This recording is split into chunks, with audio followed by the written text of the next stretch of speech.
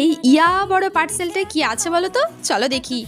এ মা, এ কি, এ তো এক গাদা প্লাস্টিক, ও সাথে একটা কাগজও আছে।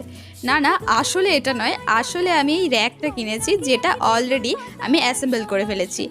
এগুলোই এই প্লাস্টিকের ভিতর ছিল। ও, এর সাথে না আমাকে ওই কাগজটা দিয়েছে, এটা বোধহয় ক্যাশব্যাকের কোনো কাগজ। আমি এটা আগে কখনো পাইনি। আচ্ছা, আসলেই কি এই ক্যাশব্যাকটা ফেরত পাওয়া যায়? তোমরা জানলে আমাকে জানিও তো। তো চলো, কিনে যখন ফেলেইছি জিনিসগুলো এবার গুছিয়ে ফেলি। এটা কেনার না একটা বিশেষ কারণ আছে। এগুলো না এতদিন একটা অন্য র্যাকে ছিল, সেটাও আমি অনলাইন থেকে কিনেছিলাম, তবে তার অবস্থা বর্তমানে খুবই খারাপ, পুরো ভেঙে পড়েছে। যদিও ওটা কাপড় রাখার জন্য ছিল, তো আমি কাপড় রেখেও দেখেছি, তাও ইঁদুরে কেটে দিত, ঠিকঠাক থাকতো না। যাই হোক, এবার আসি আমি এই র্যাকটার ব্যাপারে। এটা কিন্তু আগেরটার থেকে অনেক ভালো। আমি ছবিতে দেখেছিলাম এগুলো একটু লাইট কালারের ছিল, যেগুলো আমার কাছে এসেছে একটু ডিপ কালারের।